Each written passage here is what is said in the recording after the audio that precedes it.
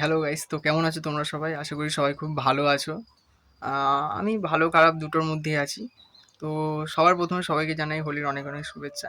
জানি লেট জানাচ্ছি, কিন্তু তাও সবাইকে উইশ করে দিলাম। এমনি কাউকে উইশ করা হয়নি। তো তোমরা সবাই অনেক ভালোবাসা নিও। তো দেখো, আজকের ভিডিওটা মেনলি বানানোর কারণ হচ্ছে যে আমরা কি সমাজের মধ্যে বাস করছি আজকাল। মানে এখনের সমাজটা ঠিক কি হয়ে উঠেছে সেটাই এই ভিডিওর মাধ্যমে আমি তুলে ধরেছি। তো তোমরা পুরো ভিডিওটা দেখো, দেখলে তোমরা বুঝতে পারবে যে কেন আমি এই কথা বলছি।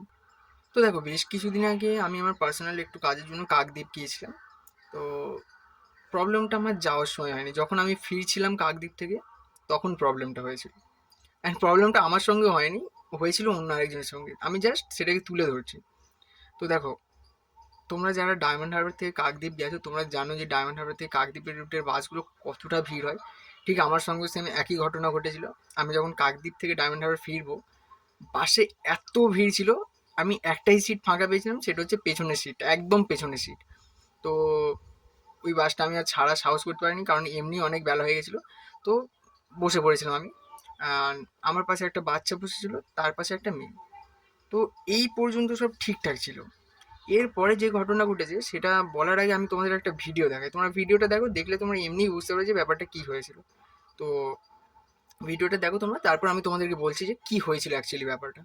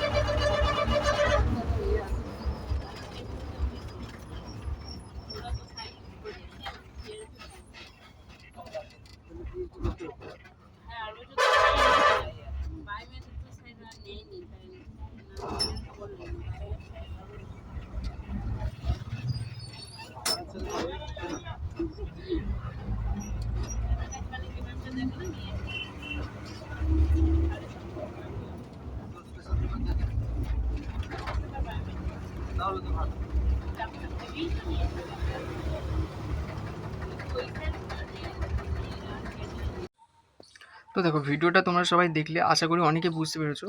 আর যারা বুঝতে পারোনি তাদেরকে আমি ব্যাপারটা বলি যে আমি প্রথমেই বলেছিলাম যে আমি বসেছিলাম, তারপরে একটা বাচ্চা বসেছিল, তার পাশে একটা মেয়ে বসেছিল। খুব বেশি বয়স না। তো তার কিছুক্ষণের মধ্যেই এই লোকটা ওঠে, আর এই লোকটা একদম মেয়েটার সামনে এসে দাঁড়ায়।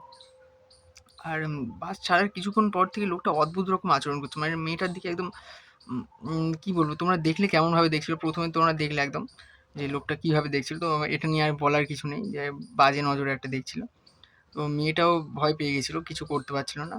তো এতক্ষণ দেখার পরে আমি জাস্ট ক্যামেরাটা নিয়ে ওনার সামনে ধরেছিলাম, মানে বুকের কাছে রেখে আর শুয়েছিলাম, আর যাতে ক্যামেরাটা অন্তত দেখে উনি একটু থামে। তো আমি ওনার দিকে ক্যামেরাটা ঘুরিয়ে রেখে দিয়েছিলাম, আর একদম শেষে তোমরা দেখলে যে ক্যামেরাটা যখন দেখলো যে আমি ক্যামেরাটা ওনার দিকে রেখেছি, তখন উনি সাইলেন্ট হয়ে গেছে। তারপরে আর কিছু করেন না, তাকায় উনি মেয়েটার দিকে। আর লোকটা এতটা সিয়ানা, যখনই আমি ক্যামেরাটা দেখেছি অন আছে, অফ করে দেওয়ার কিছুক্ষণের পর উনি পাগলের মতো আচরণ করছে, পাগলের মতো গান করছে, হাসছে, একা একা কথা বলছে। তো জানি না উনি সত্যি আদেও পাগল কি না, নাকি দেখাতে চাইলেন আমাকে যে উনি পাগল। তো যাই হোক, আমি সবার শেষে একটাই কথা বলবো যে যে মেয়েরা, মানে আমার বোন বা দিদি যারাই আমার ভিডিও দেখছে, তোমাদেরকে বলবো দূরে গেলে তোমাদের বাসে যেতে হবে, একা একা কখনো বাসে যেও না। কেননা এই ধরনের লোক আজকাল বাসে তোমরা এমনি অসংখ্য পরিমাণে পেয়ে যাবে। মানে প্রত্যেক বাসে এরকম একটা না একটা এরকম লোক থাকবে যারা এই সমস্ত কাজ করে বেড়ায়। তো সবাইকে বলবো সবাই একটু সতর্ক থেকো, সাবধান থেকো, আর এই সমস্ত লোকের থেকে দূরে থেকো। যখনই দেখছো যে ইনসিকিউর ফিল করছো, নিজের ক্যামেরাটা অন করে রেখে দাও, ব্যাস, এর আর কিছু করবে না। এটুকু করতে পারো তোমরা। তোমরা কিছু না বলতে পারলেও অ্যাটলিস্ট এটুকু করো যে ক্যামেরাটা অন করে ওদের দিকে ঘুরিয়ে দাও, ওরা আর কিছু করবে না ভয়। আর এই ভিডিওটা প্রচুর পরিমাণে শেয়ার করো, যাতে এই সমস্ত লোক যারা আছে তারা এইরকম কাজ করতে আর দ্বিতীয়বার সাহস না পায়। তো সবাই শেয়ার করো, আর সবাই খুব ভালো থেকো, সুস্থ থেকো। খুব তাড়াতাড়ি দেখা হচ্ছে নেক্সট ভিডিওতে। টাটা।